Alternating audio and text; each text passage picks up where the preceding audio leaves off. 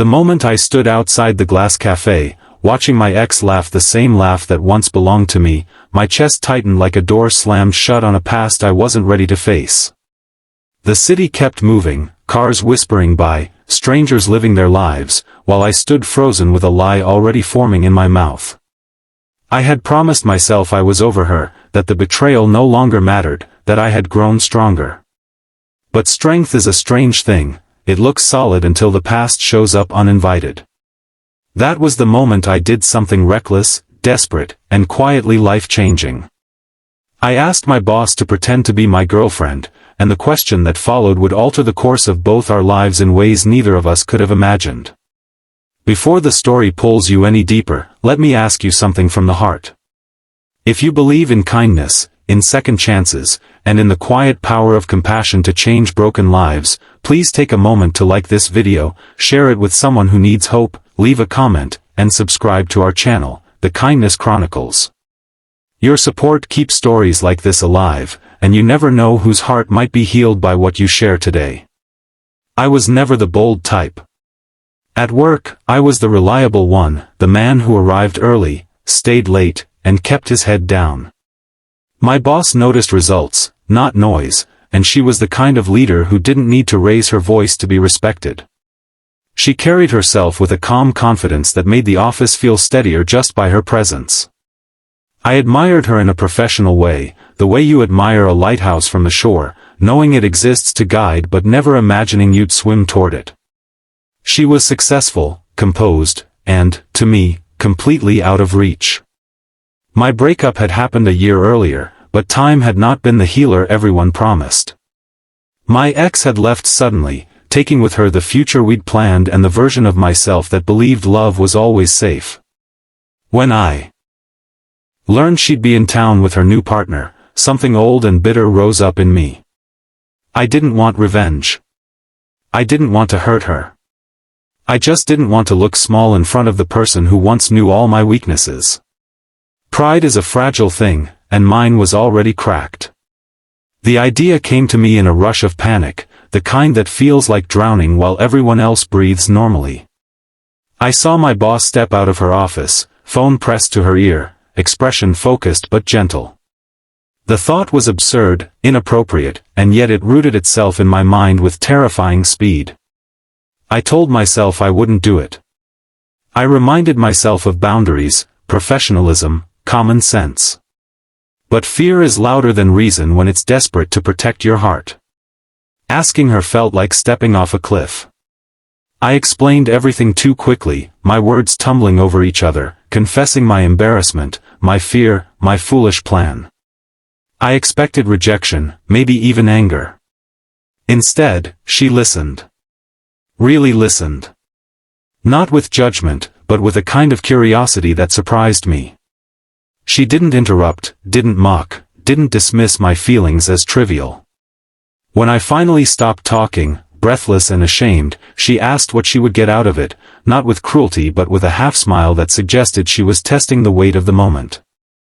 That was when everything shifted. Her question wasn't about a reward in the shallow sense. It was about intention. About whether this was just a game or something that would require trust. I realized then how rarely anyone asked me to consider what I was offering in return, not as payment, but as honesty. I admitted I didn't have much to give beyond gratitude and respect. I told her I understood if she said no. I told her I'd forget I ever asked, she didn't say no. The days leading up to the meeting were thick with tension. We agreed on simple rules, on keeping things appropriate, on remembering that this was temporary. But temporary things can still leave permanent marks. I noticed her differently after that, the way she tucked a strand of hair behind her ear when thinking, the way her eyes softened when someone thanked her sincerely. I wondered what it was like for her, stepping into a role she didn't need, doing a kindness she wasn't obligated to give. When the day arrived, the city looked sharper, brighter, as if the world knew something important was about to happen. We walked into the cafe together, not touching, but close enough to feel each other's presence. My heart pounded so loudly I was sure everyone could hear it. And then I saw my ex. The moment was brief, a glance that carried a year's worth of hurt, regret, and unresolved questions. I felt myself shrink, old insecurities clawing their way back to the surface. That was when my boss reached for my hand. It wasn't dramatic. It wasn't theatrical. It was steady and warm, grounding me in the present. In that simple gesture, I felt seen in a way I hadn't since before my breakup. She didn't overplay the role.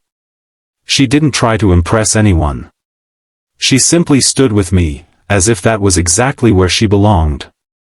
The conversation that followed was polite, almost mundane, but beneath it flowed something deeper. I wasn't performing. I was surviving. And for the first time in a long while, I wasn't doing it alone. Afterward, as we stepped back into the open air, the weight I'd been carrying loosened. I realized the meeting hadn't been about my ex at all. It had been about facing a version of myself I'd been avoiding. My boss hadn't just helped me save face, she'd helped me reclaim dignity.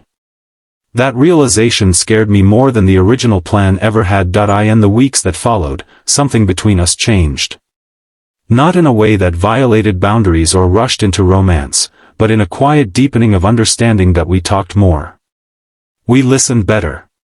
I learned about her past, the sacrifices she'd made, the loneliness that success sometimes brings. She learned about my fears, my doubts, the parts of myself I'd hidden to appear strong.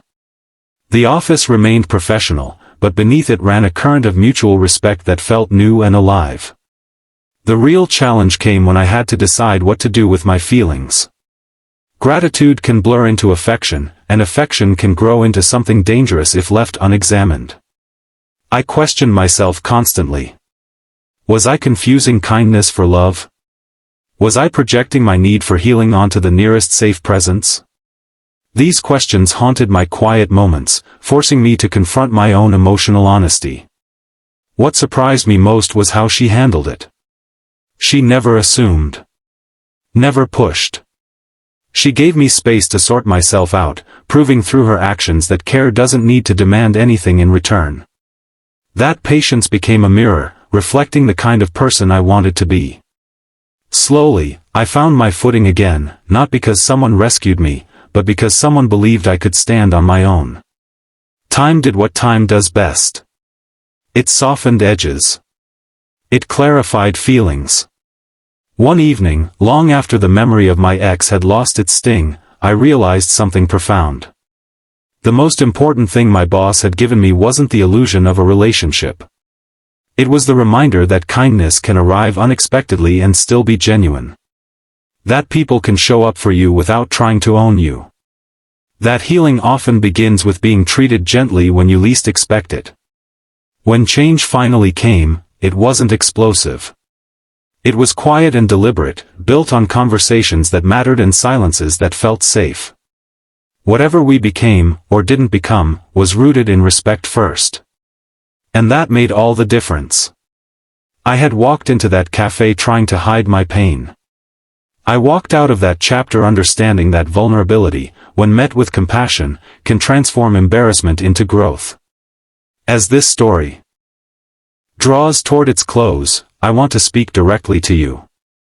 If this journey stirred something inside you, if it reminded you of your own struggles, your own moments of quiet bravery, please let us know.